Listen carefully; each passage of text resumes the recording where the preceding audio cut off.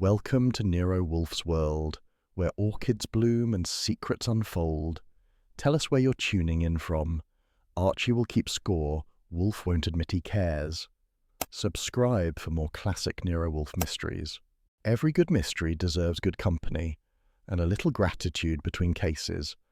A warm thank you to Norma, our newest patron. Your support keeps the orchids blooming and the mysteries alive. Join the circle of mystery lovers on Patreon. Link in description. Nero Wolfe and the statement Cramer withheld. The telephone started jangling at 12:30 in the morning, the kind of hour when good citizens are asleep and bad ones are making plans. I was halfway through a mystery novel that had already insulted my intelligence twice, so I grabbed the receiver mostly out of boredom. "Inspector Cramer," a woman's voice stammered, breathless, frightened, and definitely not a wrong number from the soda fountain. "You missed by 3 miles, sister," I told her. "This is Nero Wolfe's residence. Inspector Cramer's got his own line, and I doubt he's giving beauty advice at this hour." She gasped. Oh no. Tell Cramer, the man in the grey hat knows." Knows what? But all I got was the click of panic. I sat there a minute, phone in hand, listening to the hum. The city outside was whisper quiet for once, a gentle drizzle tapping against the window like it had nowhere else to go. The phrase rolled around my head. The man in the grey hat knows. It had rhythm, like the title of a cheap thriller, but it didn't sound rehearsed. It sounded like a woman who'd just realized somebody was standing behind her. I jotted the words on Wolfe's message pad and went back to my chair. Sleep was a rumor after that, so by the time Fritz shuffled into the kitchen at 7, I was up, shaved, and halfway through the morning paper. At 8:30, Wolfe lumbered into the office wearing his mustard-coloured robe and a look that said he'd already been insulted by the weather. Fritz followed with the breakfast tray, poached eggs, honey rolls, coffee, and Wolfe's sense of entitlement. I waited until the first bite was safely past the equator of his fork before dropping the hook. "We had a wrong number last night," I said. "Phooey." He didn't even glance up. "Then it was wrong. Why repeat it?" "This one asked for Inspector Cramer." That earned me a brief look, the kind of look Wolfe gives to insects he hasn't identified yet. "You told her he does not reside here, I presume?" I did. She thanked me by hanging up. Before that, though, she tossed out a line, said, "Tell Cramer the man in the grey hat knows." Ring any bells? He chewed, swallowed, dabbed his lips with a napkin. None that are musical. It didn't sound like a prank. She was scared, boss. Real scared. "Archie." He sighed the word like a teacher addressing a promising but hopeless student. "The telephone serves the entire borough of Manhattan. Frightened women abound. Our concern is restricted to those who intrude with retainers, not riddles." "Sure," I said, "except when the riddles hang up dead before breakfast." That earned me the eyebrow. His left, the high-arched one that signals the difference between irritation and curiosity. He buttered another roll. "You propose to inform Inspector Cramer?" "I propose to find out whether he's been missing any frightened females or grey hats lately." He grunted. "You will waste your morning and his. Still, your disposition is better exercised than repressed. Go. But you will not neglect to report back before lunch," I finished. "Got it." He pointed his knife at me. "Do not embellish my statements. I never tell you to got it." By 10:15, I was walking up 3rd Avenue with the rain, trying to decide whether to quit or get serious. Cramer's precinct doesn't serve breakfast after 10, but the diner across from headquarters makes up for it in corned beef sandwiches and bad ventilation. I found him there, built like a fire hydrant in a wrinkled suit, chewing his way through rye bread and paperwork at the same time. He saw me, grunted, and motioned to the seat opposite. "What do you want, Goodwin? If it's about your boss's parking tickets, tell him I don't fix those. Relax, Inspector. I'm strictly off-duty social today." I ordered coffee and leaned in. "Had a call last night asking for you. A woman. Sounded scared enough to make Dracula check under the bed." He paused mid-bite. My line's unlisted. "Yeah, and mine isn't." She got creative. Before she hung up, she said something odd. "Tell Cramer the man in the grey hat knows. Mean anything?" His chewing stopped. The cigar stub in his pocket looked jealous. "Repeat that." I did. He stared at the tabletop, then exhaled through his nose. "Where'd she call from?" If I'd had time to ask, we'd both be smarter. He grunted again, softer this time. "Name?" "Didn't give one, but she knew yours." Cramer rubbed his jaw, leaving a fingerprint of corned beef grease. Goodwin, if this is one of Wolfe's fancy fishing trips. Wolfe thinks it's none of our business, which coming from him means it's probably worth a look. That cracked a corner of his mouth, not quite a smile, but the civic equivalent. Judith Fane. Come again? The name tied to what you just said, Judith Fane. Who is she? He hesitated.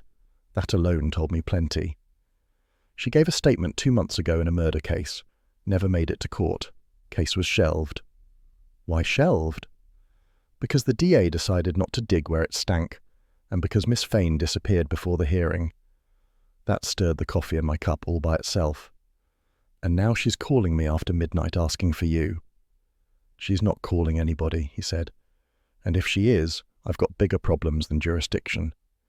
That was his way of saying she was dead, and he wasn't joking. I leaned back. So what's this statement she gave? He shook his head. Confidential. It was never filed. The only copy went missing from the evidence safe a week later. Blue paper, handwritten. I shouldn't even be telling you that much. Then why are you? He ground out a cigar that hadn't been lit. Because I'd like to know why Nero Wolfe's number is turning up in my nightmares.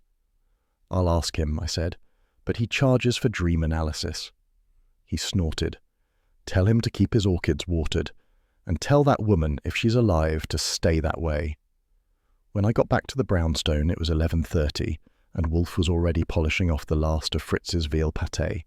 Early lunch, which meant his mood had improved at least 3 degrees. I hung up my hat, wiped the drizzle off my sleeve, and gave him the headline. He listened without blinking, except for a faint twitch when I said Judith Fane. I recall the name, he said finally. A stenographer for the district attorney's office until last year. There was gossip about her resignation. Yeah, Cramer says her statement disappeared along with her. He made a noise like distant thunder. Confidential statements do not disappear, Mr. Goodwin. They are misplaced with purpose. Meaning somebody powerful wanted it buried. Possibly, but your informant, the lady of the nocturnal call, may have been someone else entirely, impersonating the late Miss Fane for reasons of her own. That's optimistic, I said. She sounded about as lively as a ghost auditioning for work. He frowned. Spare me your macabre wit. Did Inspector Cramer volunteer any further details? Only that he's worried, and if he's worried, somebody upstairs is sweating bullets. Wolfe leaned back in his chair, fingers steepled. The matter is most irregular. If I sought trouble, I should require none but yours. Yet. He paused, the pause meaning the wheels were turning under the tonnage. Archie, the blue paper is peculiar. The district attorney's office employs cream stock. Blue suggests private correspondence. Maybe she made a copy for herself. Perhaps. He shut his eyes. Nevertheless, it is none of our affair. Except that she called us. Phooey, she called Inspector Cramer. On our line. He opened one eye. Do not split hairs with me, sir. Wouldn't dream of it. Just seems strange she'd get through the whole Manhattan directory to our number if she didn't mean to. He sighed, the sound of surrender under protest. Very well. Since you have already wasted the morning, complete the ruination by drafting a memorandum of your conversation with Inspector Cramer. I will review it after lunch. That's affection, in Wolfe speak, I said. He wants my memoirs before the obituaries run. He ignored me. At 1 o'clock, we shall dine. Afterward, I attend to my orchids. Between those hours, no telephones, no police, and no resurrected stenographers. Understood? Sure, you'll be the picture of serenity. He pulled the bell cord. Fritz appeared, expression set to neutral, holding a tray of beer and chilled glasses. Wolfe accepted his like a priest receiving communion, then gestured to me. You may join me, Archie. The hour is indecent for ale, but your nerves appear unstrung. Thanks, but I'll stick to coffee. The flavour keeps my morals upright. He grunted approval, which in Wolfe's language passes for compassion. As we drank in our respective ways, the office settled into its regular noises, the tick of the wall clock, the faint hiss of the radiator, the city traffic sighing beyond the curtains. You intend to pursue this, he said suddenly. Maybe just enough to find out why a dead girl's ghost knows your number. Then be discreet. Always, he scowled. That is false. Then be usually discreet, I amended. He finished his beer and set it down with the precision of a man filing evidence. If Inspector Cramer inquires further, you may tell him that I regard his statement, withheld or otherwise, as an internal police matter. But should he request assistance formally, I will consider it. In other words, I'm free to poke until somebody yells. He closed his eyes again. You are free to do whatever your impetuous nature compels, provided it does not disturb lunch. I nodded. Fair deal. Outside, the drizzle thickened into proper rain, and somewhere in the city a telephone was probably ringing again, maybe for Cramer, maybe for me. Inside, Wolfe was content to trust gravity and Fritz's kitchen. Me, I trusted curiosity. It's cheaper than beer and twice as dangerous. I slid the note with the words, "The man in the grey hat knows," into the desk drawer, poured another coffee, and started typing up the memorandum he'd requested. It wasn't evidence yet, just a whisper on blue paper that hadn't found its body. By the time the lunch gong sounded, the page was done, and so was I. "Archie," Wolfe called from the dining room doorway, "cease clattering that infernal machine. Lunch." "Yes, sir," I said, locking the drawer. "But just so you know, the grey hat fellow might show up asking for dessert." He sniffed. "If he does, he shall receive it cold." And that, as far as Nero Wolfe was concerned, closed the file, for now. If there's one thing you can set your watch by in the brownstone, it's Wolfe's afternoon routine. Between 4 and 6, he disappears upstairs to romance his orchids, and if the building caught fire, he'd probably order Fritz to save the cymbidiums before the silver. So, when the front bell went off at 4:20, I knew the visitor either had brass nerves or an urgent death wish. Fritz peeked in from the hall, voice low. "It is Inspector Cramer, Mr. Goodwin. He insists." "Of course he does," I said. "He was born insisting." Cramer stomped in a moment later, bringing with him the smell of rain, cigar smoke, and police frustration. He didn't even wait for me to announce him. "Where is he?" "Up with his orchids," I told him. "And before you bark, no, I'm not authorized to interrupt him unless you've got a warrant signed by God." He grunted something that rhymed with phooey and threw his hat on the cabinet. "Tell him it's important." "Everything with you is important, Inspector. Sit down before you crease the carpet." He didn't sit. He prowled the office like a bulldog at an obedience class until the elevator purred and Wolfe emerged, immaculate as ever in a brown suit that could have lectured on dignity. "Good afternoon, Inspector," Wolfe said, easing into his chair. "I trust this intrusion is prompted by some civic emergency worthy of your bulk." Cramer bit down on his cigar. "Cut the fancy talk. I want to know how you found out about the statement." That got Wolfe's eyes half open, which for him equals surprise. "What statement?" "Don't play dumb. You had your man sniffing around this morning, asking about a woman named Fane. That means you know." "I know only that you know more than you wish to say," Wolfe replied, reaching for his beer glass. He poured with the precision of a chemist titrating arsenic. "Archie?" "Yeah, boss." "Did you, in your boundless zeal, employ espionage?" "Not unless ordering corned beef counts." Cramer's glare slid to me. "You expect me to believe you just happened to bring up that name?" "I expect you to believe very little," I said. "It keeps disappointment low." His ears went pink. Wolfe raised a finger. "Archie, silence." That one word carried enough frost to stop a cab in July. I shut up. Wolfe leaned forward. "Inspector, your accusation is unbecoming. If confidential material from your department has strayed, surely the leak occurred nearer your desk than mine." Cramer's jaw muscles did calisthenics. "We don't leak." "Then perhaps you perspire," Wolfe murmured. "Even steel sweats under heat." I had to cough into my sleeve to hide the grin. He blew smoke toward the ceiling. "All right, Wolfe, have it your way, but let's get something straight. That statement was never supposed to see daylight, and if you or anyone tied to you so much as hint about it to the papers, I'll have you both answering subpoenas until you choke on them." Wolfe considered him over the rim of his glass, spoken with the eloquence of public duty, yet I perceive anxiety beneath the bravado. "This document troubles you." "Yeah, it troubles me," Cramer admitted after a pause. He pulled the cigar from his mouth and examined it like it had betrayed him. "Off the record, Wolfe, the statement could clear a dead cop and smear a man whose shoes cost more than my paycheck." "That combination," Wolfe said, "is invariably explosive." "Exactly why it got buried." Cramer's voice dropped. The case was 2 years back. Patrolman Keller shot in a liquor store hold-up. The DA said clean shoot. Fane's paper says different, that Keller was framed post-mortem to cover a payoff. The handwriting's hers, blue paper, personal stationery. She claimed she had proof. Then she vanished. Blue paper, Wolfe repeated softly, tucking the phrase away like a bookmark. Cramer saw the glint. Don't get ideas. The thing's poison. The higher-ups would rather it stay missing. Which explains, Wolfe said, your presence here. You suspect it has resurfaced. I suspect you know where it is. Phooey! If I possessed it, Inspector, I would neither confirm nor deny until my fee was agreed upon. That pushed Cramer halfway to the ceiling. Fee! You make everything a business deal, even justice. Wolfe's tone sharpened. Justice, my dear man, is a business deal, the most delicate of all. You trade truth for consequence.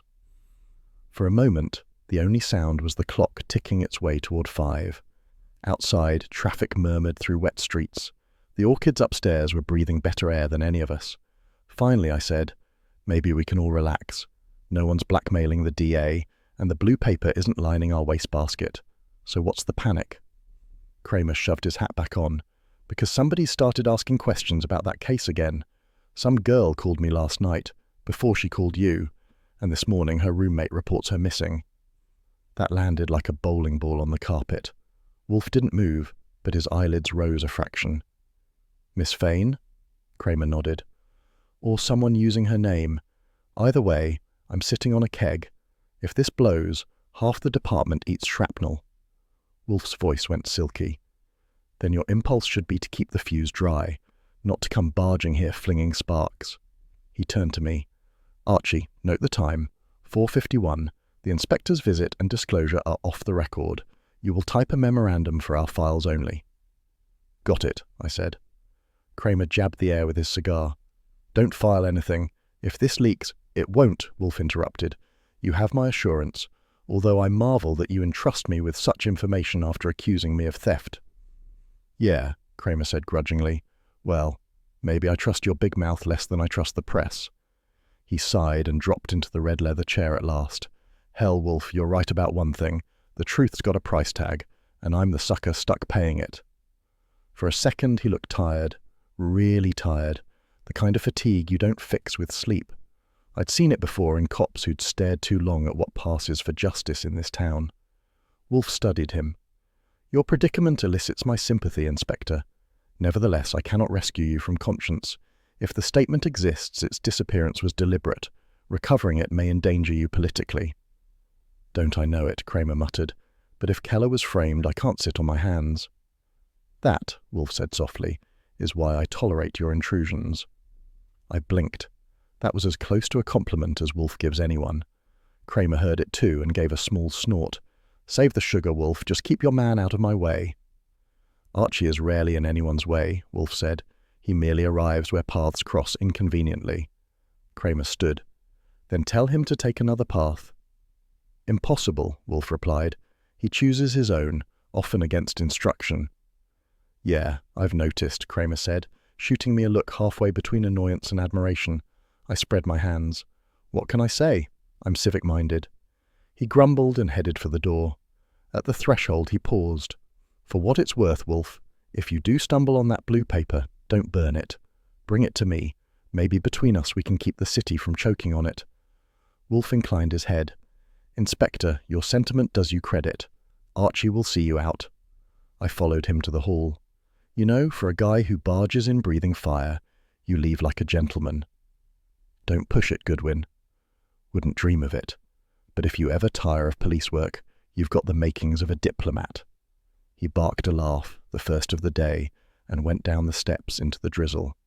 When I came back, Wolfe was staring at nothing in particular, which meant everything in general.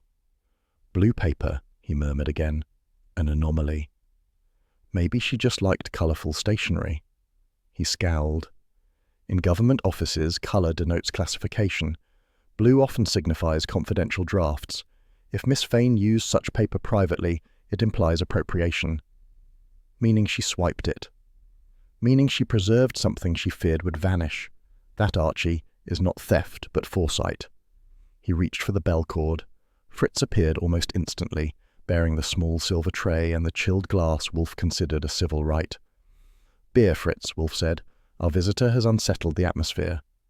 "Yes, sir," Fritz poured. Wolfe sipped, eyes half closed. "Archie, confine yourself to no further excursions this evening. I require silence until dinner." "Sure," I said. "But if a blue paper floats in the window, do I swat it or frame it?" He opened one eye. "Frame it." That was the cue for Fritz to vanish and for me to retreat to my desk.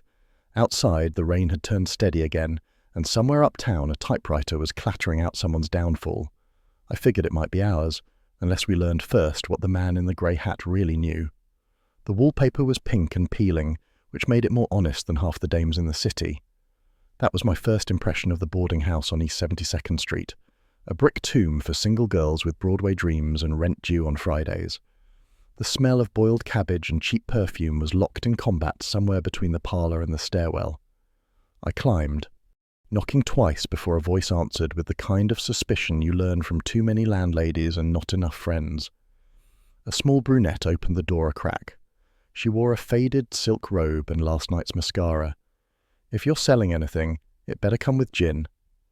"Name's Goodwin," I said. "I'm looking for Judith Fane." That widened the crack an inch. "Judy's not here, and if she owes you, you can line up with the milkman." "I don't collect debts," I told her. "Sometimes I just add them up. You're Millie Rusk, right?" She frowned. "Maybe." "Judith's roommate. I got it from the landlady downstairs, the one guarding the mailbox like Fort Knox." Millie sighed, opened the door. "You cops sure work fast when you feel like it." "I'm not a cop," I said. "That's both good and bad news. Can I come in before your wallpaper gives me tetanus?" She shrugged and stepped aside. The room was small enough that you could shake hands with yourself across it. 2 twin beds, one made, one not.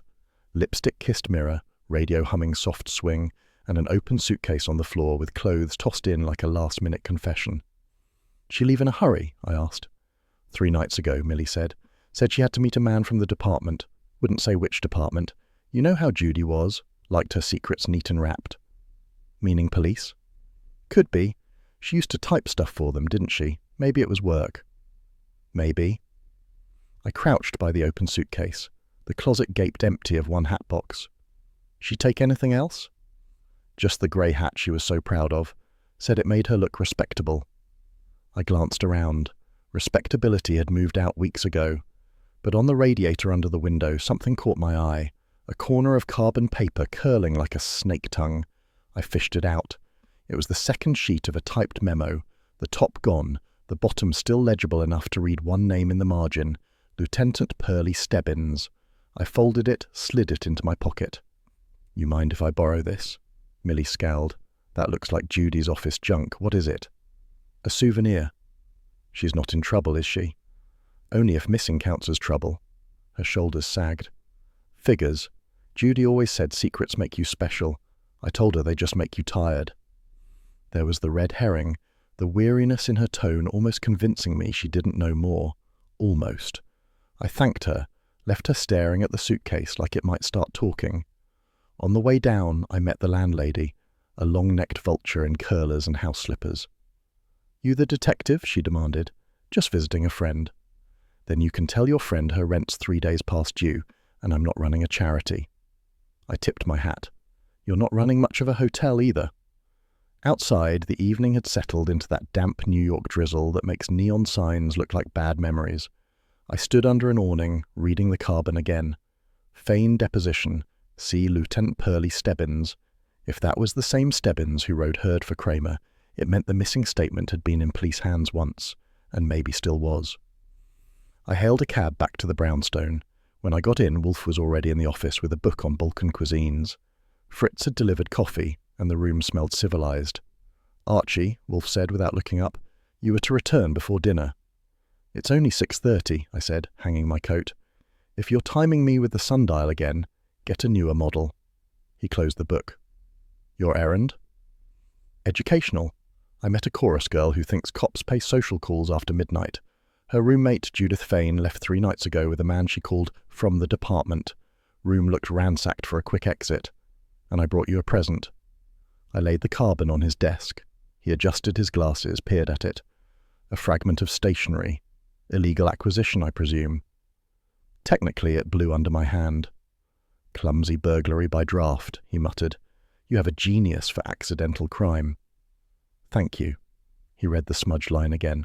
Lieutenant Stebbins. Curious. Not to me. If Cramer's bulldog was on the trail, then the trail was official once. So why is everyone acting like it never existed? Because, Wolfe said, truth, when misfiled, becomes contraband. Sit. I sat. He leaned back, eyes closing. Miss Fane may have sought to preserve evidence outside official channels. Foolish, but admirable. Or maybe she just liked blue paper. He opened one eye. Your levity is ill-timed. Always is, I said. That's why it works. He sighed. Very well. Tomorrow you will locate Lieutenant Stebbins and learn whether his name on this scrap is accident or design, but not before 10. My orchids require me. That's devotion. Discipline, he corrected. He tugged the bell cord. Fritz appeared, polished as usual, tray in hand. Dinner in 10 minutes, sir. Excellent. Bring beer for Mr. Goodwin. He has earned mild refreshment. That was Wolfe's idea of affection. Beer before dinner? The world's ending. It may be, Wolfe said, but not before we dine. Fritz withdrew. Wolfe turned the carbon over once more. This department man, what did Miss Rusk say of him? Nothing except he wore respectability like a hat. Maybe grey. He nodded.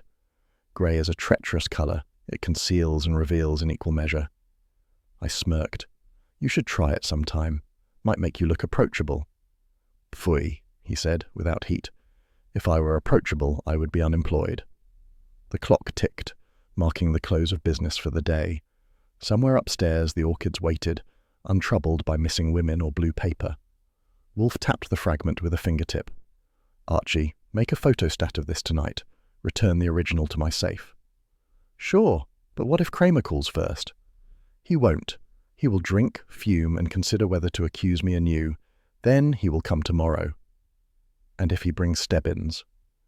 Then, Wolfe said, rising with effort, we shall see whose department truly owns the truth. He moved toward the elevator, bulk swaying with tired grace. The brass doors slid shut behind him. I picked up the carbon sheet, slid it into an envelope, and locked it away. Outside, the drizzle thickened to rain, and a car horn moaned somewhere down West 35th. In this town, secrets travel faster than taxis and cost twice as much. I poured myself the beer Fritz had left, took one slow sip, and muttered to the empty room, "Here's to the girl with the grey hat, wherever she's hiding." Dinner with Inspector Cramer was one of those social experiments that prove science can be cruel. It combined the conversational charm of a warrant with the digestive comfort of a firing squad. After the afternoon dust-up, Wolfe had invited him back that evening, which meant something in the case had crossed from nuisance to nourishment. By 8 o'clock, Fritz's squab was in the oven, the table gleamed like a bank vault, and Wolfe was unfolding napkins with the ceremony of a bishop blessing relics. I was polishing glasses when the doorbell rattled. "Archie," Wolfe said, "be civil. Inspector Cramer endures no elegance, but he must not mistake this house for a precinct." "Yes, sir. Shall I frisk him for sarcasm?" Cramer stomped in before I could open the door fully, smelling of tobacco and municipal exhaustion. His overcoat dripped rain and resignation. "Evening, Wolfe. You said dinner. If this turns into one of your sermons, I'll skip grace." Wolfe inclined his head. "Your manners are immutable. Sit." We took our places, Wolfe at the head, me opposite Cramer, whose cigar looked ready to unionize against Fritz's air filtration. Fritz appeared, silent as a court clerk, bearing the squab with sauce that could have settled wars. Cramer glared at the crystal. "Beer?" "Of course," Wolfe said. "Fritz, the inspector's preference." Cramer accepted the chilled glass like a truce flag, drank and sighed. "You always know how to make a guy hate his own cooking." "Merit," Wolfe replied, "requires demonstration." For 5 minutes the only dialogue was between knife and fork. When the plates were cleared and Fritz vanished with the solemnity of a retreating diplomat, Wolfe leaned back and fixed Cramer with the kind of stare that peels varnish. "You came," Wolfe said, "because your conscience gnaws." "Cut it out," Cramer muttered. "I came because you asked." "I asked," Wolfe said mildly, "because you were about to drown in the very information you tried to suppress." Cramer's jaw flexed. "All right, have it your way. You're half right. I got orders from above. Bury the statement deep." I whistled softly. "Above you's a crowded place, Inspector." "Yeah," he said, "and this time the ceiling leaks." He drew a folded paper from his coat pocket, tapped it against the table but didn't open it. "The statement's poison, Wolfe. Says an assistant DA, one of the rising boys, coached a witness, changed testimony to nail a small-time hood and make headlines. The hood died in prison. The witness cracked later and told Judith Fane. She wrote it down. That's the blue paper you keep sniffing around." "Hence," Wolfe murmured, "the burial." "Yeah, they told me to lose it, to pretend it never existed. But Keller's widow still writes me letters every month asking why her husband's name ain't cleared. I'm a cop, not a politician, but I work for them. So tell me what the hell I'm supposed to do." Wolfe studied him, fingertips meeting like diplomats under pressure. "You are torn between fidelity to the institution and fidelity to truth. When the custodians of law become its custodians of silence, the law decays." Cramer's eyes narrowed. "Easy for you to say. You don't answer to a commissioner." "No," Wolfe said. "I answer to reason, and occasionally to appetite," I added. "And to orchids. Don't forget the real boss upstairs." Cramer snorted. "You two kill me." "Not yet," I said. "We prefer to wait until dessert." He managed a crooked grin before it collapsed into weariness. "Look, Wolfe, if this gets out, that assistant DA, Harry Danton, will scream frame up. The department'll hang me for disloyalty, but if I sit on it, I'm complicit." "Then your remedy," Wolfe said, "is to allow events to compel you. Truth often finds its courier among the obstinate." "That a fancy way of saying, let someone else leak it?" Wolfe took a slow sip of beer. "It is a way of saying you may rely on the inevitability of disclosure without personally abetting it." Cramer sighed. "You'd make a hell of a bishop, Wolfe, if you could fit in the pulpit." I said, "Dinner with Cramer. 2 hours, 1 confession, no dessert." "Shut up, Goodwin," he growled, but there wasn't much bite left. Fritz reappeared with coffee and a modest tray of petits fours, an event rare enough to make headlines. Wolfe ignored the sweets and addressed Cramer with unexpected gentleness. "You are not alone, Inspector. Integrity isolates men, but it does not abandon them. If you wish, leave the matter in my hands." Cramer eyed him. "Meaning what? You'll wave your fat finger and the truth will waltz out?" "Meaning," Wolfe said, "I will consider the ethics and the strategy, and if my judgment allows, act accordingly. You may, of course, deny acquaintance later."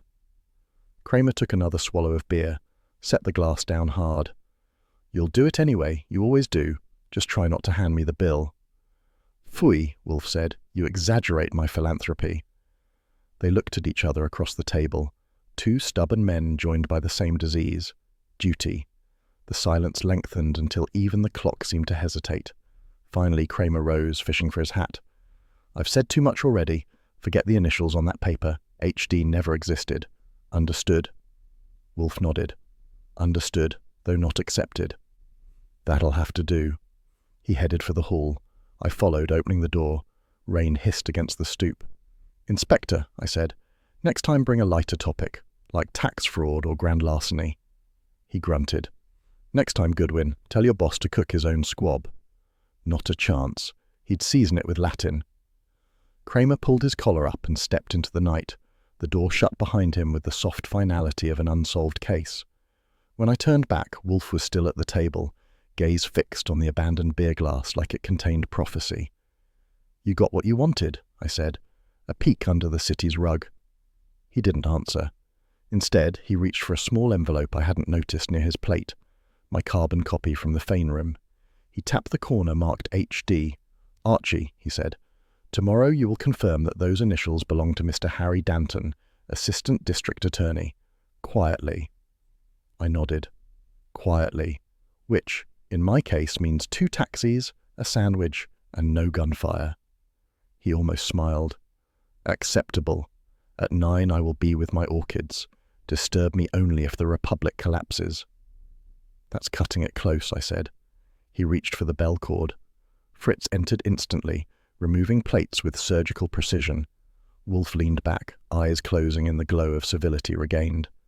"Archie," he murmured, Ethics, like wine sauce, should never be boiled. It spoils the flavour. Sure, I said, collecting my hat, but tonight it tasted pretty rich. He lifted his beer, a solitary toast to conscience. Good night.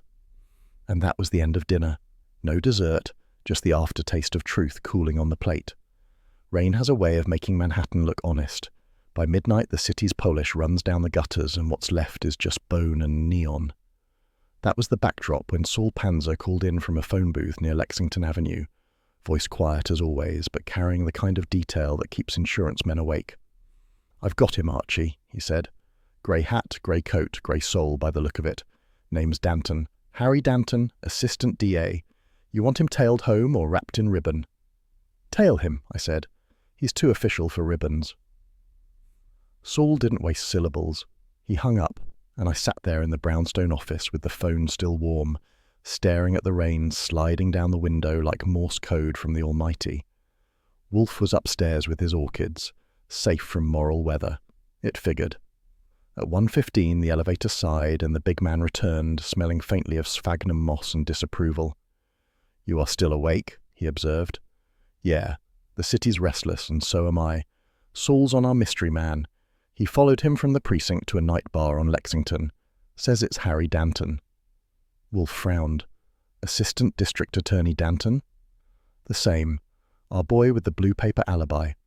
He lowered himself into the chair with care that suggested he'd measured it first. "Archie, my patience for irony is not infinite. If the man who suppressed the statement now prowls in grey hats at midnight, we are past the realm of coincidence. Then we're entering the neighbourhood of conspiracy." He gave a small grunt, approval by Wolfe standards. "Report from Saul when he completes his vigil. Until then, no action."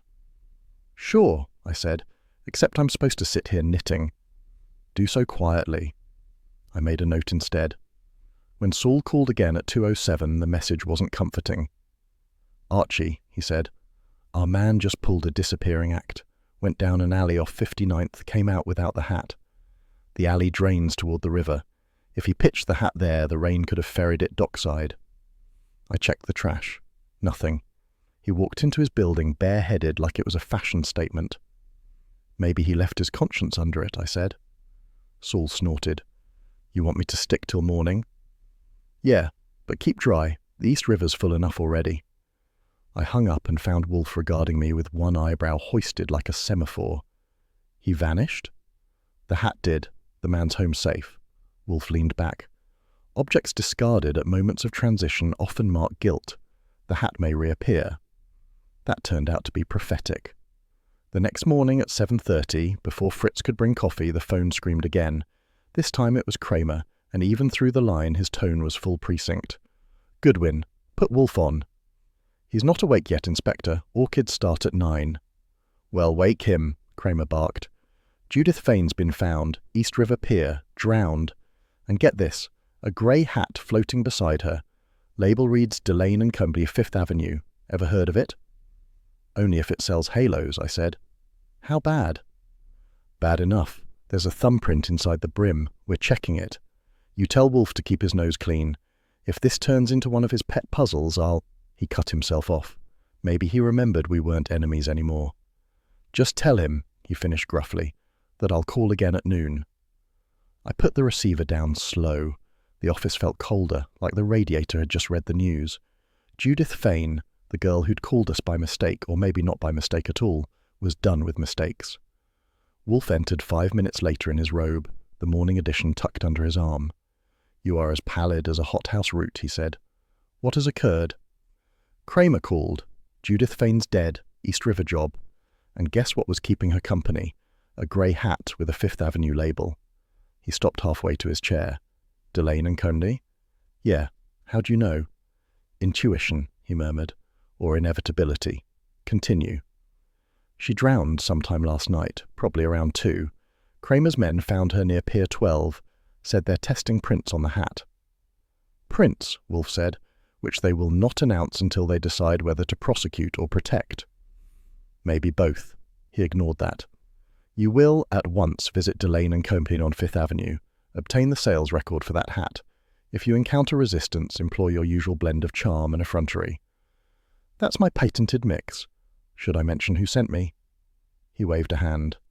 If necessary, but tread lightly. Cramer's leash may extend that far. I grabbed my coat. If he calls back before I'm home, tell him I'm out buying umbrellas for corpses. Archie, Wolfe said sharply, be cautious. Danton's proximity to this death is no coincidence. I would rather not retrieve your body from the river also. That was as close to concern as the man ever got. I nodded. Touching, boss? If I drown, I'll send you the hat. He grunted, a sound halfway between affection and exasperation, and turned toward his desk. The telephone rang again. He motioned and I picked it up. Wolfe's office. It was Saul.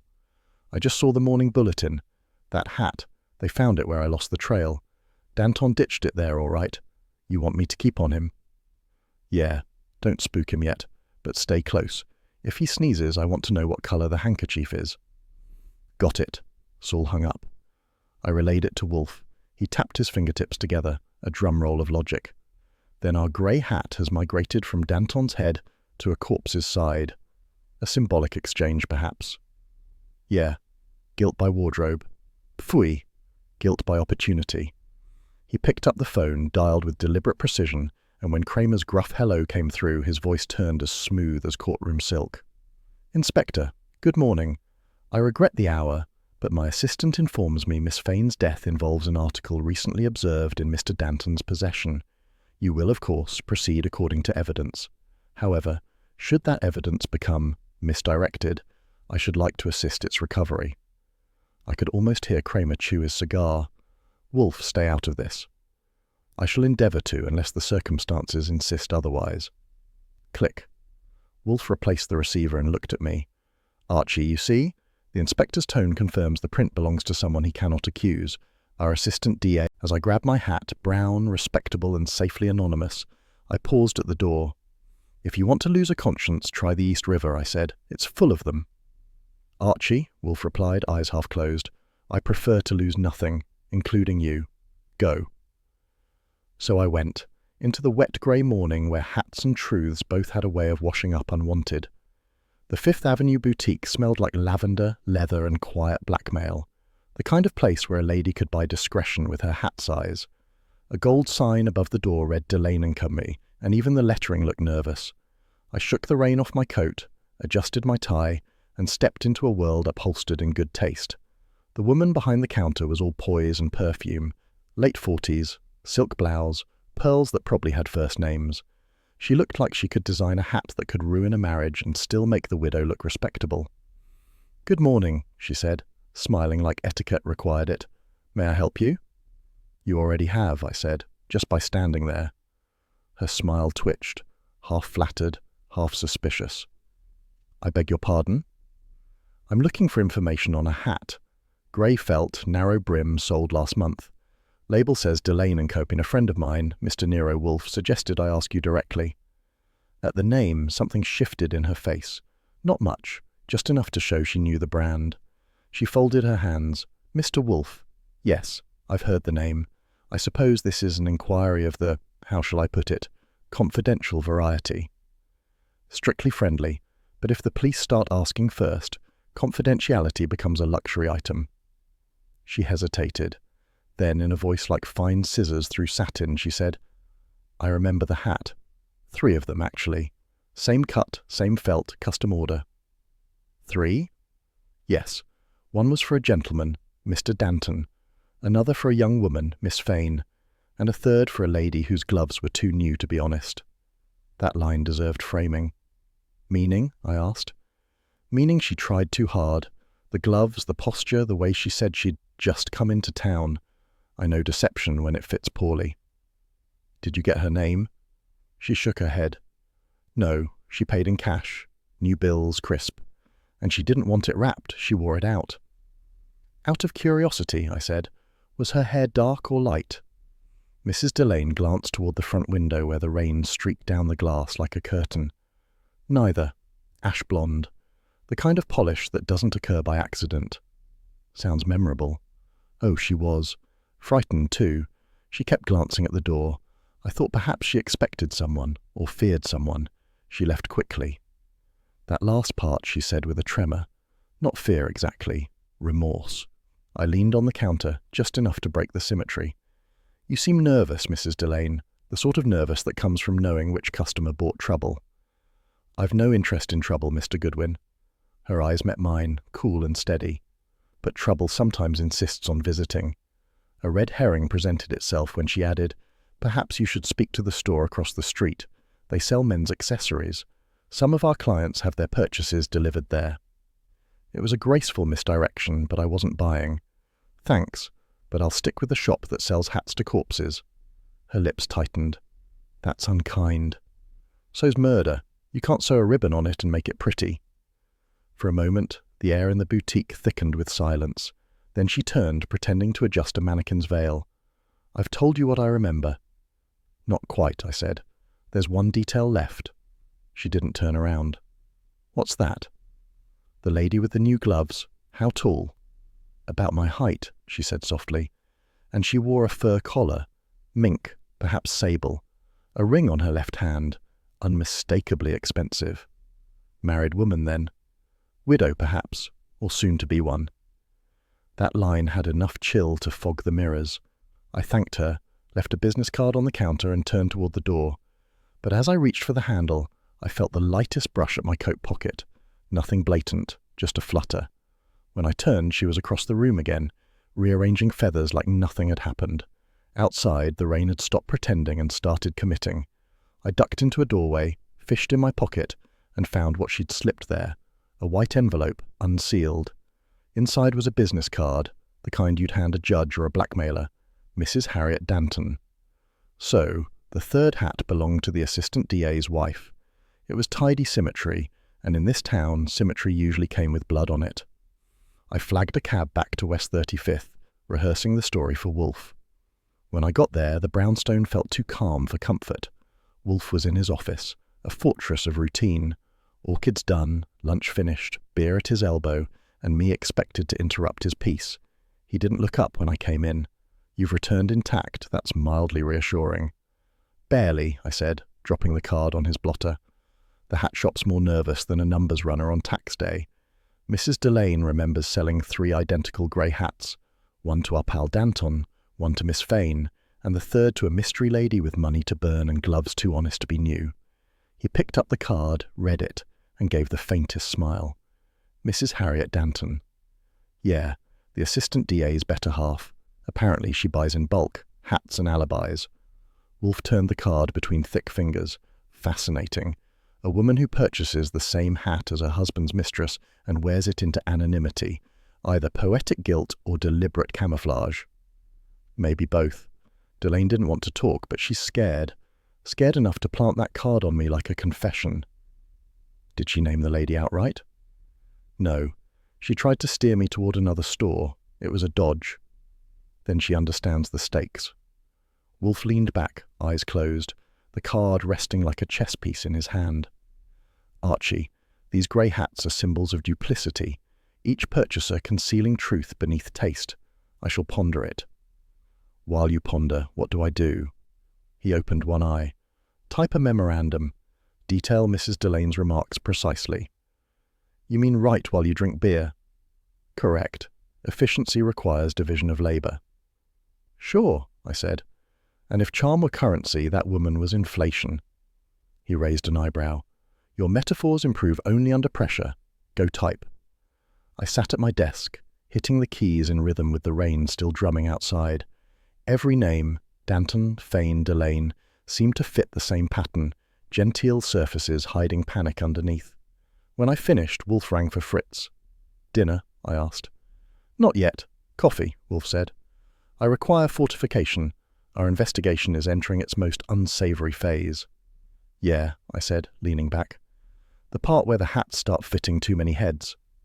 He didn't answer. He just studied the card again, eyes heavy-lidded, mind turning like the gears of a clock that never missed a beat. When you step into a rich woman's townhouse, you can usually tell whether the husband's alive by the number of flowers. Harriet Danton's place had just one vase and too much silence. The butler let me in with the suspicion of a man trained to recognize reporters, process servers and detectives, all equally undesirable species. Mrs. Danton will see you in the music room, he said. His tone suggested he'd rather see me in the Hudson. The music room was a tasteful coffin of silver-grey walls, black piano, and the kind of lighting that flatters jewellery, but not the truth. And there she was, Harriet Danton, seated near the window like she'd been sculpted there, tall, ash-blonde hair, and eyes with the polish of a diamond that knew its own flaws. "Mr. Goodwin," she said, her voice composed, polite, and just a touch too calm. "Mr. Wolfe's assistant." "That's right," I said, taking a chair that probably cost more than my typewriter. "You sent for me." "I didn't send," she corrected. "I requested." "Fine distinction," I said. "Wolfe will appreciate it." She smiled faintly. "My husband is in Washington on business. If your visit concerns him, I'm afraid you've wasted the trip." I looked past her to the piano. On its polished top sat a grey hat. Familiar cut, narrow brim, same shade as the one the East River coughed up with Judith Fane's body. "Your husband leave his wardrobe behind?" I asked. Her eyes didn't flicker. "That's mine." "Nice taste. Looks good for a federal appointment." "I collect hats," she said, a little too quickly. "That one was made for me at Delane's." "Funny," I said. "Delane said she sold one like it to a lady whose gloves were too new to be honest." That got a reaction. A flicker, quick as a camera flash. Then the composure came back. "I'm sure Mrs. Delane exaggerates." "Sure, all milliners do. They're sentimental about brims." She stood, moving toward the piano. "You're being insolent, Mr. Goodwin." "I try. It keeps my client's blood pressure up." "Then tell your client," she said evenly, "that I have nothing to do with Judith Fane or whatever tragedy befell her." I stood too. "I didn't say you did, but you know her name. That's something." She turned sharply. "I read the papers." "Then you've read that a grey hat like that was found beside her body. You'll forgive my curiosity." Her hand trembled slightly as she adjusted the hat's brim. "Mr. Goodwin, I've lived long enough to know that curiosity is rarely innocent." "Depends on the neighbourhood." For a moment she studied me, measuring, weighing, deciding how much honesty to ration. Then she said, quietly, "Does Mr. Wolfe take female clients?" That one knocked me half a step. "When they're solvent, yes." "I see." She crossed to a desk, wrote something quickly on a card, then sealed it in an envelope. "Thank you, Mr. Goodwin. You've been enlightening." "Lady," I said, "I haven't begun to enlighten you." But she was already done with me. The butler appeared like a stage cue, holding my hat, and the door closed behind me before I could think of a better line. Back on the street, the drizzle had settled into its usual grey mood. I walked 2 blocks before lighting a cigarette and considering the odds that Mrs. Harriet Danton's husband was really in Washington. They weren't good. By the time I got back to the brownstone, it was nearing 6. Wolfe was in his office glaring at a book of Balkan proverbs, as though it had personally offended him. Fritz had just set down the evening beer. "Well?" Wolfe demanded. "She's polite, rich, and lying through every pearl in her necklace," I said, hanging up my coat. "Claims her husband's in Washington, claims the grey hat's hers, and pretends not to know Judith Fane. Also asked if you take female clients." He looked up sharply. "She asked that?" "Word for word." "And you replied?" "That you'd take any client who paid cash." He gave me a look of fatherly despair. "You are incorrigible. Just efficient." Before he could retort, the front bell rang. Fritz went to answer. Moments later he returned with a small package. Brown paper, no return address, the kind of wrapping you'd use for secrets. "For you, sir," Fritz said. Wolfe took it, sniffed it, frowned. Not explosive, at least. He unwrapped it carefully. Inside was a sealed envelope, heavy enough to suggest currency. On top, a short note written in delicate feminine script. "Defend the innocent, not the guilty." Wolfe opened the envelope, counted silently, and announced $5,000. "Maybe Washington pays better than I thought," I said. He ignored me, holding the note to the light. "The hand is feminine, neat, practiced. Not proof of anything, yet." That sobered me. "You sure?" He nodded once. "The slant, the loop on the T, unmistakable. So our dead girl writes from beyond the grave and the envelope walks itself here." "Delivered by messenger," Wolfe said. "The retainer is genuine, but the sender wishes to obscure her identity. Mrs. Danton, naturally." "She's using the dead girl's hand to buy your conscience." "Phooey. My conscience is not for sale." My services. He leaned back, steepling his fingers. Still, her condition is interesting. Defend the innocent, not the guilty. She presumes to dictate the limits of truth. Sounds like a lady used to writing her own verdicts. Wolfe's eyes closed halfway, the signal that thoughts were forming at high altitude. Archie, you will confirm whether Mr. Danton has indeed travelled to Washington. Quietly. If he has not, find where he lodges his absences. Got it. And, he added, if Mrs. Danton contacts us again, she will be received. I'm intrigued. That's your polite word for suspicious. He didn't deny it. Women who lie prettily make truth vulgar. I detest vulgarity. That's mutual, I said. Truth doesn't like being strangled in silk. Wolfe opened his eyes fully, fixing me with a look that might have pinned a butterfly. Archie, you are fortunate that my patience exceeds my girth. File that note and count the bills for accuracy. Sure, I'll make sure she didn't shortchange your virtue. He sighed. You are incorrigible. That's been established. Fritz appeared at the doorway, announcing dinner. The smell of veal and wine drifted in, civilization's apology for murder. Wolfe rose, smoothed his vest, and glanced toward the safe where the envelope now rested. Archie, he said, pausing before leaving the office, this retainer changes everything. Yeah, I said. Now we're officially in business, with a ghost for a client. He gave me a single sharp nod, then went toward the dining room, the sound of his steps deliberate and final. I followed, thinking that in this city, even dinner could taste like evidence. There are many ways to ruin a quiet afternoon at the brownstone, but Inspector Cramer had invented a new one. He didn't ring, he didn't wait, he simply stormed in, the front door banging open behind him like a moral proclamation. Fritz, bless him, retreated to the kitchen faster than you could say, subpoena. Cramer came barreling into Wolfe's office, cigar blazing and a legal envelope in his fist. His coat dripped rain on the rug. You got nerve, Wolfe, he barked. You've really got nerve. Wolfe, who had been dictating to me in that slow, imperial drone of his, raised an eyebrow so high it nearly achieved orbit. Inspector, if you intend to shout, kindly direct your thunder at the precinct roof. My office is not a barracks. This came in your mail. Cramer slapped the envelope on Wolfe's desk like it was Exhibit A in a trial for sanity. Special delivery, no return address, postmarked yesterday morning before Judith Fane was pulled out of the East River. You want to explain that? I swiveled in my chair to get a better view. Next time, Inspector, have your mail forwarded to us directly. Saves you the trip. Stow it, Goodwin, Cramer snapped. The envelope's got Wolfe's name on it. Inside, blue paper, handwriting matches the Fane girls.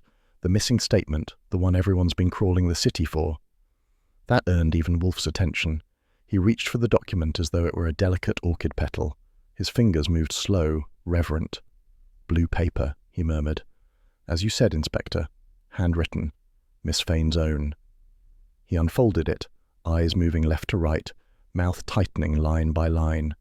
When he'd finished, he laid it flat and said, Phooey. Cramer was still pacing. Go ahead, deny it.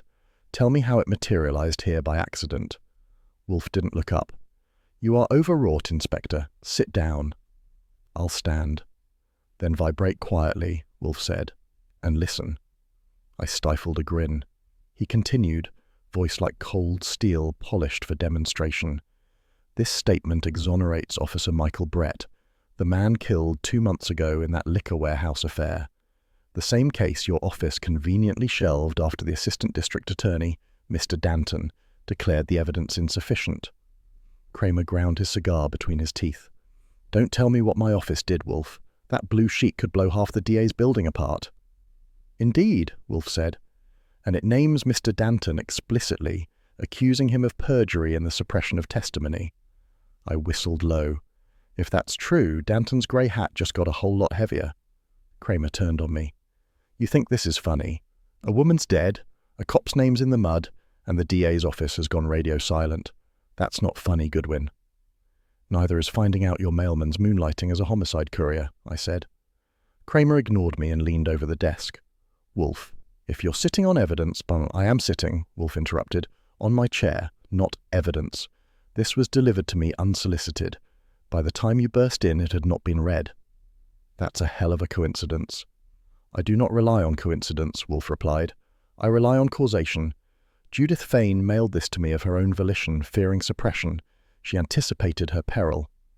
Cramer glared, but the steam was leaking out of him. You're saying she knew she was going to be killed? I say she foresaw danger, Wolfe said. Her phrasing here, if this reaches you, it means I failed to deliver it alive, is explicit. That silenced even Cramer.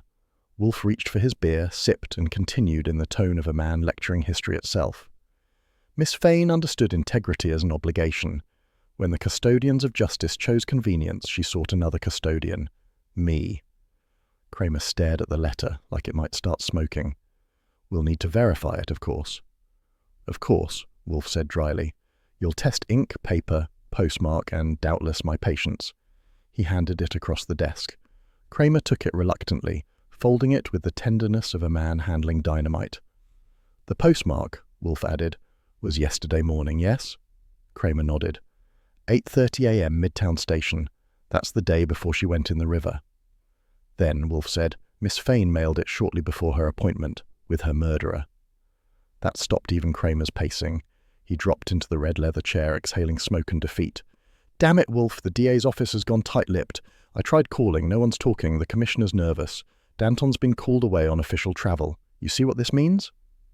It means, Wolfe said, that truth is again on furlough.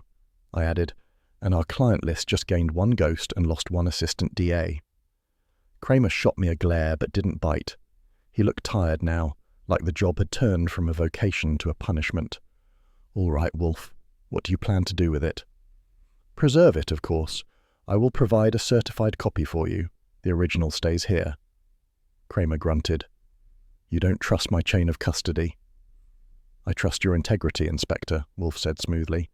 But your superiors have shown selective respect for propriety. Cramer's jaw worked. You always have to get the last word, don't you? Only the right one, Wolfe said. For a few seconds, silence settled, a truce disguised as exhaustion. Then Cramer rose, squared his shoulders, and shoved the folded photostat I'd made across the desk. The original stays with you. God help me if the commissioner asks why. He turned to leave, but paused at the door.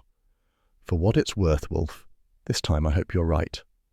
When the door shut behind him, Wolfe leaned back and closed his eyes. The room smelled of wet wool and tobacco. He's decent, Wolfe said softly, bound by duty, tortured by it. Yeah, I said, and if Danton's guilty, that duty's about to get expensive. Wolfe opened his eyes. The price of integrity is always exacted in arrears. Type A memorandum. Started the typewriter and let the rhythm fill the silence. The keys clacked like footsteps of truth approaching slowly, reluctantly. When I'd finished, Wolfe rang for Fritz. Beer? I asked. He nodded. A chilled glass. Today's revelations require it. Sure, I said. Nothing like cold beer to wash down hot scandal. He grunted. Archie, your levity is sometimes all that spares me despair. Glad to be useful. He raised his glass, heavy-lidded eyes thoughtful. Judith Fane sent us her truth from beyond the grave. Now we must decide who buried it first. Yeah, I said. And who's next to try? The bell cord gave a soft jingle as Fritz entered with the tray, and the sound folded the moment closed like the end of a chapter. By 7 that night, Manhattan had worked itself into one of those theatrical storms that make you think the sky's auditioning for a Wagner opera. Thunder rolled over West 35th like bowling balls down Judgment Alley. Inside the brownstone, though, the air was dry and thick with expectation, and Wolfe was in his element. If you've never seen Nero Wolfe bait a trap, you've never watched civilization weaponized. Some detectives set snares with handcuffs and flashlights. Wolfe does it with adjectives. That afternoon, he'd phoned Lon Cohen at the Gazette and dictated, a masterpiece of deceit, a leak, claiming that the recovered Fane statement didn't implicate Assistant DA Harry Danton, but an unnamed female associate. By 7, the phones were breathing hard. At 7:15, Wolfe's office was ready for business. The window shades were drawn against the lightning flashes. Fritz had set out coffee and a plate of sandwiches I wasn't allowed to touch. Wolfe sat in his chair, looking like a statue of justice if justice had weighed 300 pounds and preferred beer. Archie, he said, when she arrives, Seat her to my left. She will feel safer there." "Sure," I said. "That's what every woman wants, to sit next to a man who dissects her with verbs." He ignored me, which was his way of saying I wasn't entirely wrong. At 7:23 sharp, the doorbell rang. Fritz opened it, and Harriet Danton came in with a face that made diamonds look underpolished. She was in storm grey silk with a hat to match. One of Delane's creations, of course. It was irony in haberdashery. "Mr. Wolfe," she began, voice trembling just enough to make you wonder if it was rehearsed. "I came as soon as I saw the paper." "Indeed," Wolfe said. "You were prompt." She sat where he'd told me to seat her. The lightning obligingly punctuated the moment. "I don't know who fed that story to the Gazette," she said, "but it's false. It's dangerous." "Dangerous to whom?" Wolfe inquired mildly. "My husband," she said quickly. "And to me." I coughed delicately. "In that order?" Her eyes shot me a look that could have melted the brass off a badge. Wolfe didn't bother hiding his amusement. "Mrs. Danton," he said, "I am aware that truth often wears disguises. Tonight, we remove one. You are here to correct an error, you said. Please proceed." She hesitated. The room seemed to listen with her.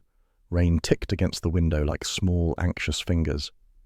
"It's true," she said finally, "that Judith Fane wrote a statement, but she wasn't trying to harm anyone.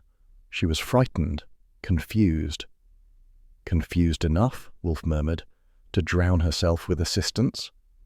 That one landed. She stiffened. "I didn't harm her." I leaned forward. "Nobody said you did. Yet." Her hand gripped the armrest. "You don't understand. Judith was in love with my husband." There it was, the kind of confession that doesn't solve a case but lights a new corridor. Wolfe's gaze sharpened, his fingers steepled. "She wished to expose him?" he said. "She wanted him to confess," Harriet said bitterly. "About the testimony, about lying to protect the department. She threatened to go to the press." "And you met her," Wolfe said, "by the river." Her eyes snapped to him. "Who told you that?" Wolfe didn't answer. He didn't have to. Behind the office's inner wall, Inspector Cramer stood in the hidden alcove, the recorder's reels turning soft as breathing. It was the only time I'd ever seen Wolfe and Cramer operate in harmony, though if you'd told either of them that, they'd have both denied it violently. "I didn't plan to hurt her," Harriet said, voice rising. "I only wanted to reason with her. She said she was going to mail the statement to someone, to you, I think. She wanted protection. I told her she was being foolish, that it would ruin Harry. The wind was terrible. She stepped too close to the railing." She stopped, pressing a hand to her mouth. "And?" Wolfe's tone was soft, almost gentle. "She slipped," Harriet whispered. "She slipped before I could reach her." A flash of lightning whitened the window. For a second she looked carved from marble. I glanced at Wolfe, who hadn't moved an inch. "Mrs. Danton," he said after a pause, "the difficulty with such explanations is that they are too plausible. The accidental death, the noble intention, so convenient they invite disbelief." Her composure cracked. "You think I pushed her?" "I think," Wolfe said, "that truth, once cornered, will often lie down beside guilt to share its blanket." That one sent her spinning. She rose suddenly. "I won't stay here to be insulted." "Sit down," Wolfe commanded. And she did. Maybe it was his voice, heavy, resonant, ancient as gravity. He reached for the bell cord and gave it a tug. That was the cue. The hidden door clicked softly and Inspector Cramer stepped into the light, trench coat damp, cigar clamped between teeth. Her face went bloodless. "You?" "Yeah," Cramer said, his tone flat. "Me." He moved toward her with a weariness that made him look older. "We got most of it on record. You'd better hope your husband's got more pull than I think." Wolfe gestured for silence. "Inspector, you will refrain from arresting her tonight." Cramer scowled. "Why?" "Because," Wolfe said calmly, "her statement does not yet constitute confession. It corroborates only that she met Miss Fane and witnessed her fall. The element of intent remains unproven." Cramer grunted. "You splitting hairs again?" "Separating them," Wolfe corrected. "Until morning." Harriet looked from one man to the other, trembling. "You're going to destroy him," she said. "Harry did what he thought was right. He was protecting the department, the city. Phooey, Wolfe thundered, and the sound silenced even the rain for a heartbeat.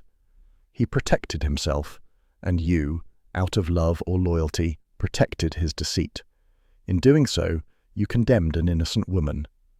She sank back, shaking. I handed her a glass of water, mostly to keep her hands busy. She took it without seeing me. "Mrs. Danton," Wolfe said, his voice returning to its measured tone, "your husband will learn soon enough that concealment is corrosion. I advise candor." She didn't answer. The mask was gone now. All that remained was exhaustion. Cramer exhaled smoke toward the ceiling. "Well, Wolfe, congratulations. You got her to talk. I'll take it from here." Wolfe gave a dismissive flick of the hand. "You may take the transcript, not the woman. Return in the morning with a warrant properly phrased. In the meantime, she remains under my roof." That one nearly made Cramer swallow his cigar. "Under your roof? You running a boarding house now?" "I am safeguarding a witness," Wolfe said smoothly, "one who may yet revise her account." "Phooey," Cramer muttered. "You just like running the show." "Indeed," Wolfe replied, "and unlike your department, I prefer the show to end in logic rather than spectacle." Cramer looked ready to argue, but decided against it. He pocketed the recorder reels instead. "All right, Wolfe, I'll wait till morning, but if she bolts—" "She will not," Wolfe said. "Archie?" "Got it," I said. "If she so much as reaches for a hat, I'll start reading her Shakespeare till she begs for a cell." Cramer snorted. "You'd drive her there faster than I could." He headed for the door, raincoat flapping like punctuation, and disappeared into the storm. The silence afterward was thick as cigar smoke. Harriet Danton sat motionless, staring at the grey hat on the stand by the door, another of her perfect disguises. "You may rest here tonight," Wolfe said. "Fritz will prepare the south room." She remained under watch, and at 8 in the morning Inspector Cramer returned with a warrant and her lawyer in tow. Only then did she leave the brownstone, escorted. "Archie will ensure you have what you need." She didn't move, didn't thank him. She just whispered, "You think I'm guilty." Wolfe's expression softened by a fraction. "I think," he said, "you are loyal to the wrong principle." When she was gone, Wolfe leaned back, eyes closed. "Archie, record tonight's events. Title it The Grey Trap." "Appropriate," I said. "You don't play chess, you set fire to the board." He grunted, amusement, maybe approval, and reached for his beer.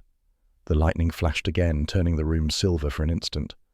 "Archie," he murmured, "every trap reveals its maker as well as its prey." "Yeah," I said, "but tonight the maker's the only one still sitting in comfort." He gave me a single look, that slow, heavy glance that meant he might actually be pleased, and sipped his beer while the storm went on applauding. The city did the rest while we slept. By morning the trap had sprung. At 10:20 Saul phoned from the St. Albans on Madison, a coroner's wagon, a chalk-white assistant DA, and a bellhop who swore he checked in a Mr. Lang just after midnight. By noon the wires said it plain: Harry Danton, dead in a hotel room with no hat and too many secrets. Wolfe dictated. I typed. The truth didn't hurry. It was the kind of afternoon that looked like it had already given up. The rain had spent itself and left Manhattan washed but not renewed, as though the whole city had been mopped without enthusiasm. From my desk in the brownstone office I could see the last drops crawling down the window pane, reluctant to let go, kind of like the truth in this case. Wolfe was in his chair, that throne of cultivated disdain, surrounded by the smell of wet orchids drifting from upstairs. He'd finished lunch an hour ago, Fritz's veal with rosemary, and had consumed one beer, precisely measured to his mood. His second stood unopened, frosted glass gleaming like the promise of serenity he hadn't yet earned. For the first time all day, the office was quiet. No phone calls, no Inspector Cramer's cigars smouldering indignation, no Saul Panzer's calm voice reporting leads that sounded more like math proofs than detective work. Just me, the typewriter, and Wolfe brooding as if civilization depended on his next adjective. I was halfway through typing the report he'd dictated on Danton's death when the doorbell rang. I glanced up. "Expecting anyone?" I asked. "No," he said curtly. "That sound rarely presages satisfaction." I went to the front. Through the peephole I saw a figure in dove grey, clutching an umbrella that looked too elegant for self-defence. Harriet Danton. She had changed since our first meeting. The ice had melted from her posture, but not in a way that suggested warmth, more like something fragile beginning to crack. Her hat was different too, another shade of grey, maybe darker this time. Symbolism, if you like that sort of thing. "Mr. Wolfe will see me," she said when I opened the door. It wasn't a question. "That depends," I said, "on whether you're here to confess or redecorate."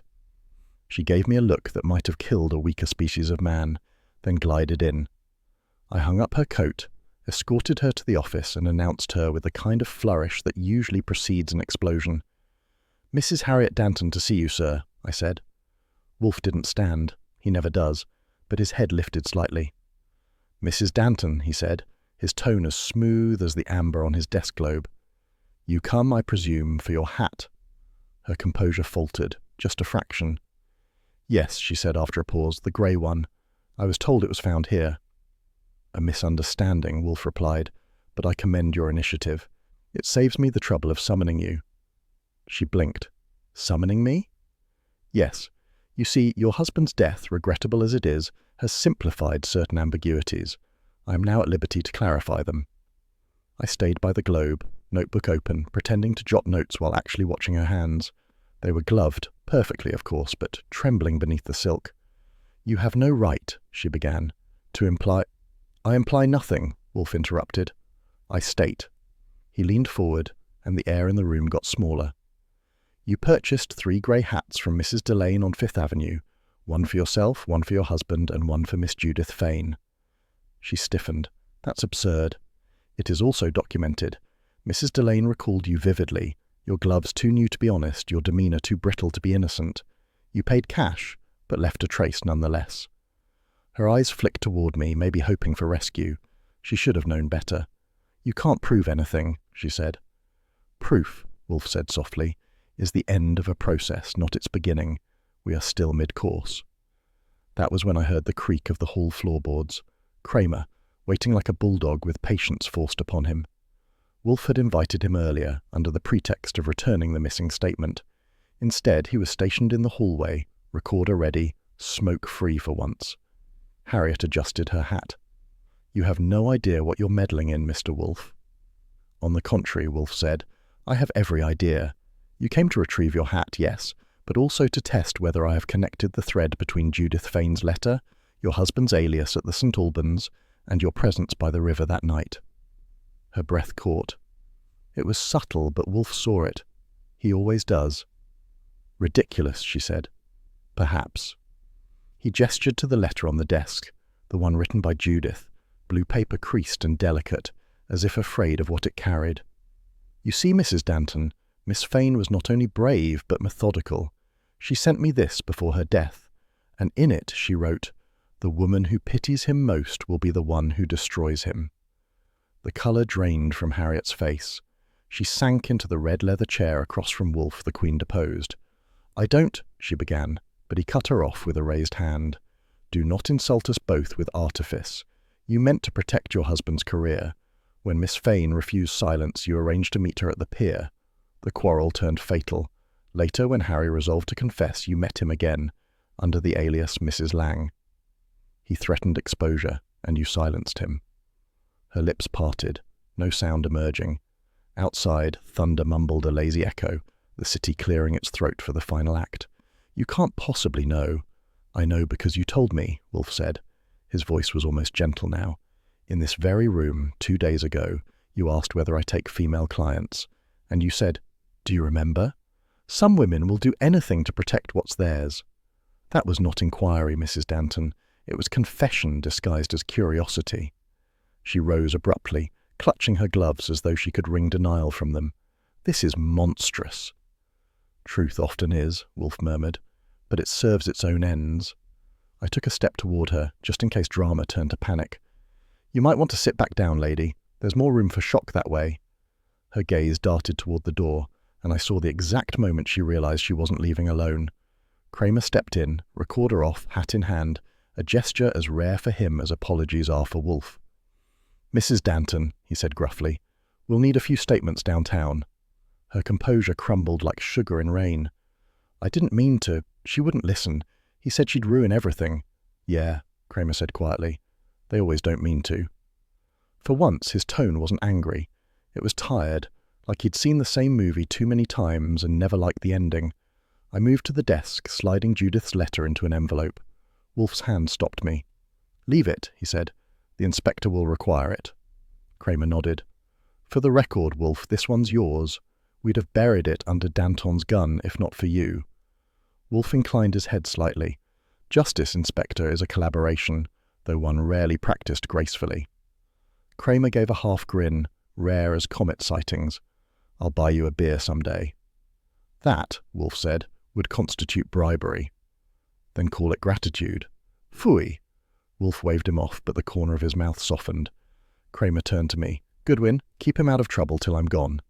"Always my full-time job," I said. He led Harriet out, her steps hollow on the parquet, and for a long moment the brownstone went quiet again. Only the faint hum of the rain gutter outside, and Wolfe's breathing, deep and deliberate. Finally, he spoke. "Archie." "Sir." "The note, the hat, the statement, all the instruments of deceit are now in the hands of the state. Our work, therefore, is concluded." "Nice to know when to stop," I said. "Most people don't." He frowned. "Modesty does not suit you." I wasn't being modest. I was fishing for a compliment. He exhaled through his nose, which was Wolfe's version of laughter. "Very well. Your handling of Mrs. Danton's entrance was adequate." "High praise," I said. "I'll embroider it on a pillow." He gestured toward the unopened beer. "Pour it." I did, and handed it to him. The condensation had formed tiny rivers down the glass, much like the ones still running down the window. "To Miss Fane?" I asked. He shook his head. "To Truth. It arrives bedraggled, but it arrives."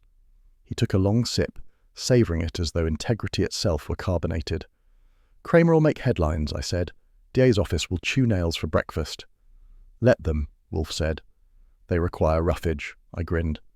"And you? Back to orchids?" "Presently. They require less moral supervision than humans." I went back to the desk, gathered my notes. The city outside was regaining its noise, horns, tires, ambition, the kind of sound that tells you life keeps moving even when a few reputations drown. "Funny," I said. "You spend 10 days digging through lies and all it gets you is paperwork." He looked up from his beer. "Archie, civilization endures only because someone performs the paperwork." "Yeah," I said, "usually me." He didn't answer, which was his way of agreeing. Fritz appeared at the doorway, silent as a benediction. "Dinner in 15 minutes, sir," he said. Wolfe nodded. "Excellent. The day has been sufficiently sullied. I require restoration." "Veal again?" I asked. "Phooey," he said. "Quail. Even I am not so repetitious as that." When Fritz vanished, I leaned back in my chair. "So, that's it. Danton, Judith, Harriet, all the pieces cleared from the board." "Yes," Wolfe said, "and the board itself left scorched." "Meaning?" "Meaning," he said, "that when conscience and vanity conspire, the result is always flame." I didn't argue. He was right. But there was something about the silence that followed, the deep post-storm kind, that made the brownstone feel less like a refuge and more like a tomb that kept good company. At exactly 8, Fritz reappeared with the tray. Wolfe rose, slow and deliberate, every motion weighted with the satisfaction of closure.